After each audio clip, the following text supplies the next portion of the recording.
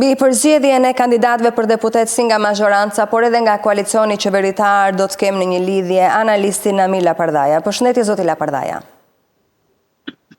Mirëdita, përshëndetje. Para se të flasim për emra kandidatësh, dua t'ju pyes nëse prisni që këto zgjedhje të jenë një garë mes ekipeve apo një votë e lidhur me udhëheqësit e partive. Fatkeqësisht, Shqipëria siç ka treguar përgjatë gjithë historikut të saj të pluralizmit politik, zgjedhjet politike kryesisht janë të lidhura ngushtësisht me emrat e drejtuesve politik dhe jo me emrat e individëve. Nëse do të ishte e kundërta, pra që zgjedhjet do të ishin me emrat e individëve dhe jo me drejtuesve politik, mendoj që do të kishim një panoramë më pozitive, do të kishim një Shqipëri më të mirë dhe do të kishim një politikë më të përgjegjshme në raport me ushtrimin e detyrave dhe ushtrimin e funksionit qoftë të deputetit ose qoftë të zgjedhurve vendor. Për shkak se drejtuesit e partive politike e din këtë lidhshmëri të qytetarëve shqiptar me vetë ata dhe për shkak të një historiku dhe të një të kaluare ku njerëzit janë mësuar me liderat e fortë dhe jo me mendimet apo jo me alternativat, ata pastaj bëjnë të mundur që t'u japin shqiptarëve deputet apo produkte të tyre të cilët nuk janë të detyruar të japin llogaritë të qytetarëve shqiptar, po janë të detyruar në një farë kuptimi të japin llogaritë tek ata të cilët i kanë vendosur në listat e deputetëve. Mazhoranca në fakt duket se ka përvjuar një proces përzgjedhjeje përmes diskutimeve të brendshme dhe një platforme të quajtur Deputeti që duam. Si e keni parë të proces të Partisë Socialiste dhe qëndrimin e zotit Rama, se xhaketat e vjetra më shumë do të jenë pjesë të listave të hapura? Problemi që ka ekspozuar Edi Rama gjatë kohës qeverisjes së tij, të paktën që nga lista e parë e deputetëve që ai ka hartuar në vitin 2009, sepse lista e vitit 2005 ishte listë e bërë nga Fatos Naro në atë kohë, pra lista e 2009 dhe në vijim ka ekspozuar lidhjet e politikës me krimin. Pra për herë të parë Edi Rama qoftë për zgjedhjet e përgjithshme, pra për deputet, por qoftë edhe për zgjedhje vendore, ka kandiduar individ me rekorde të rënda kriminale, të cilat i ekspozoi për herë të parë ligji i dekriminalizimit, por dhe siç ka ekspozuar kohët e fundit SPAK-u në raport me lidhjet e politikës me krimin, kur krimi edhe nëse nuk merr vetë pjesë në zgjedhje në mënyrë drejt për drejt, influencon tek kryetarët e partive, siç ishte rasti i Durrësit në rastin e deputetit Çyrbja. Pra për ta përmbledhur, Rama është i pari politikan në Shqipëri që ka nxjerr krimin nga mbështetja logjistike ose nga mbështetja e prapavijës, siç mund të ketë qenë në raste të mëparshme, dhe duke e vendosur atë qoftë në parlament, por qoftë edhe në pushtetin lokal. Në këtë kuptim, pavarësisht riciklimit dhe pavarësisht disa listave që ka bërë Rama, ai gjithmonë është përballur me këtë problem, pavarësisht se ai asnjëherë nuk ka mbajtur dhe nuk vijon të mbajë përgjegjësi për këtë, duke vijuar me teza që përgjegjësia është individuale, por si mund të jetë përgjegjësia individuale kur nuk është një rast i veçuar, por kemi tani më shumë raste të cilat kur bëhen në mënyrë të përsëritur, atëherë nuk flitet më për raste të veçuara, por flitet për një lloj sistemi dhe për një lloj strukture. Në këtë kuptim vjen për të parë se sa Rama kësaj radhe do jetë i aftë të shkëpusë lidhjet që ai vetë ka krijuar me krimin e organizuar në vend, si pasojë e mbështetjes së këtyre të fundit, por dhe si pasojë e raporteve të ngushta që politika ka me kriminot me botën e erët për shkak të marrëdhënieve kontraktuale, të biznesit ose të çështjeve të tjera. Kështu që platforma Deputeti që duam, nëse nuk nxjerr një produkt siç do duhet të ishte, por do përsëriten ato që ka ndodhur deri më tani, në fakt nuk do sjellë asnjë të re në politikë, se ne e dimë që në fund të ditës ajo platformë thjesht ka shërbyer si një lloj makjazhi për imazhin e bërë dhe të cënuar rënd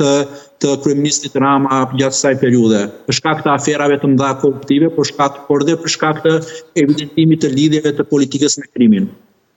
Mungesa e zotit Veliaj në fushatën e Tiranës, sa mendoni se do ta dëmtojë Partinë Socialiste?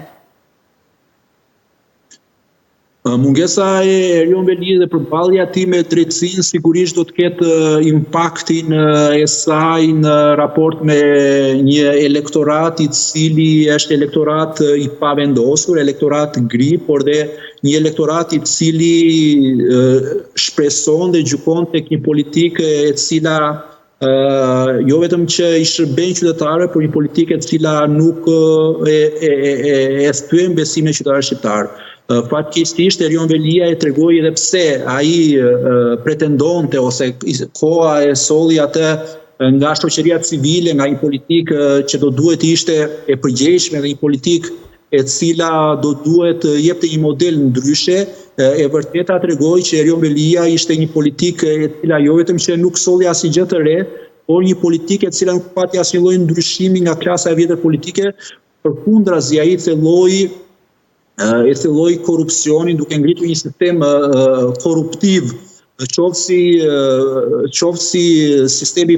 5D, por dhe ato çfarë ekspozoi prokuroria e posaçme në raport me bashkëshorten e tij,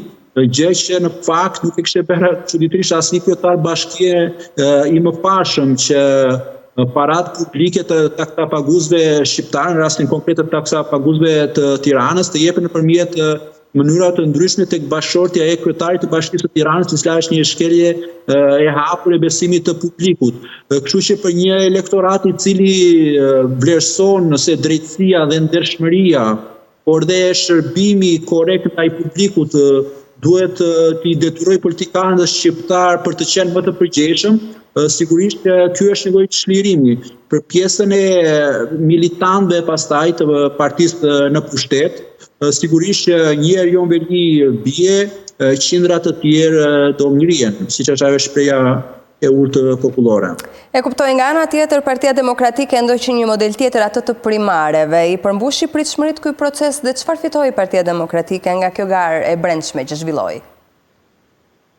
Siç e thash edhe në fillim të bisedës sonë, fatkeqësia e partive politike është se shpeshherë ato mundohen të kurojnë imazhet e tyre, ndërkohë që vendimmarrja merret në organe të tjera. Nuk kaloi asnjë ditë ku Sali Berisha pikërisht hodhi në erë në një farë kuptimi atë procesin e primarëve, duke thënë dhe duke deklaruar që ato jo vetëm që nuk do të ishin vendimtare, por mund të kishte akrobacira ku ata që kishin dalë lart të primarëve mund të shkonin poshtë, ose ata që ishin poshtë mund të ngjiteshin lart. Pra, praktikisht ato jo vetëm që nuk ishin primare siç deklaruan ose siç supozohet të ishin, por ato ishin thjesht një fastad dhe një makjazh për të hedhur sy, për të jepur hit syve demokratëve dhe militantëve, dhe duke mos pajtur atë premtimin e dikushëm të Berishës gjatë periudhës foltores, ku deklaronte me të madhe se që do të ishin demokratë, do të ishin militantët ata që do vendosin listët e deputetëve. Pra kemi dy qëndrime edhe në rastin e Berishës. Kemi një Berishë gjatë periudhës së foltores, ku një Berishë ishte në hall në një farë kuptimi, kemi një Berishë ku ka marrë Partinë Demokratike dhe i ka harruar të gjitha premtimet që ka dhënë më para për shkak të interesit të tij personal. Kështu që edhe nga procesi i primarëve në Partinë Demokratike të Berishës nuk pritet absolutisht asnjë gjë, duke filluar që nga vendosja e Ilir Metës, i cili është po ashtu si rasti i Veliajt, duke u hetuar dhe duke u gjykuar për korrupsion, të qenë një politikan i cili në raport me Partinë Demokratike ka ngarkesa të mëdha nga e kaluara, por dhe me pjesëtar të tjerë të qoftë vetë brenda strukturave të Partisë Demokratike, duke ndjekur atë parimin orelluan që disa janë të barabartë, por disa të tjerë janë dhe më të barabartë se të tjerët. Kështu që edhe Berisha, po ashtu si Rama raport me lista, në fund të ditës është ai që do t'i vendosi deputetët e Partisë Demokratike, dhe në fund të ditës do të tregoj që gjithë betejë e këtyre 3 viteve në Partinë Demokratike në fakt nuk është bërë gjë tjetër vetëm se për të siguruar një vend në listën e deputetëve të Berishës. Në një farë mënyre, Partia Demokratike është e kushtëzuar dhe nga koalicioni me 26 parti. Është komentuar shumë edhe lënia e 4 mandateve të sigurta, juve e përmendet sa i takon Partisë së Lirisë. Mund të flasim për një koalicion win-win apo janë aleat të ata që përfitojnë më shumë nga një marrëveshje e tillë? Shiko, ne kemi një koalicion i cili aty janë duke sikur janë mbledhur të gjithë ata ose një pjesë atyre që kanë hallë me drejtsin. I pari që ka hallë me drejtsin, që çështja e tij po gjykohet, është vetë Sali Berisha. Kështu që sa më i madh jetë halli, aq më i madh do jetë edhe pjesa që do vendosin në listën e deputetëve. Pastaj kemi listën e deputetëve që do të marrë Ilir Meta, edhe ky në hall me drejtsinë. Pastaj partitë të tjera që edhe kryetarët të tyre mund të kenë halle dhe kanë çështje duke u gjykuar në gjykatë. Pra në këtë kuptim aty nuk dihet se kush fiton dhe se kush humbet në raport me ata që marrin vendin dhe ata që marrin vendin e sigurt në listën e deputetëve. E vërteta dhe ajo që duhet të thënë është që aty humbasin demokratët, por aty humbasin edhe qytetarë shqiptar, të cilët sigurisht kanë nevojë për një alternativë e cila do duhet të ishte ndryshe nga alternativa e pushtetit, nga alternativa e Edi Ramës, nga korrupsioni i madh qeveritar. Dhe për sa kohë që nuk kemi një alternativë e cila është ndryshe nga pushteti, qytetarët shqiptar do ta kenë të vështirë për të bërë dallimin dhe për të bërë ndryshimin. Në këtë kuptim, në atë listë fitojnë kryetarët e partive, fiton Berisha, por humbasin demokratët, fitojnë kryetarët e partive aleate, por humbasin qytetarët shqiptar, fitojnë ata që janë treguar servil dhe janë bindur në gjithçka Berishës, pavarësisht të drejtës dhe pavarësisht të vërtetës dhe pavarësisht konsekuencave që ka pasur Partia Demokratike gjatë kësaj periudhe, ata fitojnë, ndërkohë që humbasin ata njerëz që me të vërtetë duan një parti demokratike, vërtet demokratike dhe një parti demokratike e cila do të ishte një alternativë e besueshme dhe e sinqertë në raport me qytetarët përballë këtij pushteti të korruptuar. Sulmi që po i bëhet SPAK-ut, i shton apo i heq pikë opozitës? Po, sondazhet e tregojnë sa më shumë që pushteti dhe kjo opozitë e Berishës e sulmon SPAK-un, aq më shumë SPAK-u rritet në pikë në sytë e opinionit publik dhe në sytë e qytetarëve shqiptar, sepse qytetarët shqiptar tani më kanë kuptuar që SPAK-u nuk është përgjoj. Pra nuk është ashtu si thot Berisha që e ka Rama për të sulmuar Berishën, as ashtu si Berisha, ashtu si thot Rama kur retohet Velia që ka Berisha për të sulmuar Ramën. SPAK-u pikërisht është një institucion i drejtësisë së re i cili është bërë me garantinë e faktorit në ndërkombëtar. Kështu që çdo politikan që sulmon SPAK-un shpeshherë ai vendos në raport me të vërtetën dhe me të drejtën, e cila shpeshherë e nxjerr pallë akuzave. E sulmoi në fillim rënd Berisha dhe premtoi që do ta zhvende, e sulmoi në vazhdimsi Rama dhe thotë që pas zgjedhjeve do ta ribej me një lloj vizioni tjetër me komisionin Xhafaj pra, ndërkohë që koha po tregon që SPAK-u është në rrugën e dur, për sa kohë që ai po vijon të shkojë atje ku drejtësia më para nuk ka shkuar. Sigurisht që ai duhet të bëj akoma më shumë, sepse sigurisht që politika vijon të jetë problematike dhe politika vijon të jetë e lidhur me aferat korruptive, por qoftë edhe me botën e krimit, por që sa kohë që çdo parti politike që sulmon SPAK-un, koha po e tregon të paktën deri më tani që i humbur nuk del SPAK-u, por ka dalë partia politike apo politikani që ka sulmuar. Opozita është tërhequr nga një kërkesë e vazhdueshme, në fakt sikurse ishte edhe qeveria teknike. Si e keni lexuar ju këtë ndryshim në qëndrimin e saj? Unë kam folur vazhdimisht për këtë çështje, që në fillim kam thënë që Partia Demokratike dhe Sali Berisha nuk e ka sinqert qeverinë teknike, sepse po ta kishte sinqert qeverinë teknike, por edhe kërkesat e tjera do t'i kishte bërë në kohë e dur dhe do t'i kishte kushtëzuar Edi Rama qoftë votimin e amnistisë, pra votimin dhe lirimin e të korruptuarve, por qoftë edhe votimin e kodit zgjedhor, që votoi një kod zgjedhor ashtu siç e thonë Edi Rama, s'ka mbyllur atje. Në fakt, i vite mirë edhe Berishës nga një gjë e tillë, por e përdor qeverinë teknike për të manipuluar demokratët dhe për të justifikuar një ato lloj protesta që nuk beshin për ata teknike, por bëhet si presion ndaj drejtësisë, ndaj prokurisë, ndaj SPAK-ut apo ndaj gjykatës, sa herë që Sali Berisha ose Ilir Meta kishin çështje apo kishin gjyqe apo kishin seansa gjyqësore. Kështu që qeveria teknike ishte një fabull që edhe sot vetë edhe Sali Berisha po ta pyet dhe vetë ata mbështetësit apo fanatikët apo militantët e tij e kanë harruar. Kështu që kjo është një politikë makiaveliste e cila përdor gjithçka duke justifikuar gjithçka, pavarësisht moralit, pavarësisht të drejtës apo pavarësisht asaj që duhet të ishte. Pra kjo është një politikë që nuk flet drejt atëherë kur duhet folur drejt dhe nuk tregohet e moralshme atëherë kur duhet tregoj moral, por i përdor qoftë drejtësinë në thonjza, qoftë moralin e saj, sipas tekave dhe sipas orekseve personaleve të liderëve të tyre politik. Dhe në fund, zoti Lapardaja, sa shanse i jepni opozitës në këto zgjedhje dhe nëse mund të flasim për numër mandatesh, sa mendoni se merr opozita në 11 maj? Me të gjitha kushtet e tjera, çdo lloj opozite e botës, me këtë lloj majorancë, me këtë lloj konsumi, me këtë lloj afera të mëdha korruptive, po dhe me këtë lloj skandale të mëdha të qeverisë, procesi i zgjedhjeve të 11 maj do ishte thjesht një proces formal i cili thjesht do të ishte një formalitet që qytetarët shqiptar do vinë atë ditë për votuar dhe do të dinin të gjithë që rotacioni do të ndodhte. Problemi është që për 3 vite Sali Berisha e përdori Partinë Demokratike për hallet e tij, e zhberi besimin e qytetarëve shqiptar për një lloj alternative duke i ekspozuar të gjithë drejtuesit e Partisë Demokratike si hipokrit, si njerëz të pavërtetë, si njerëz që interesohen vetëm për kariget e tyre.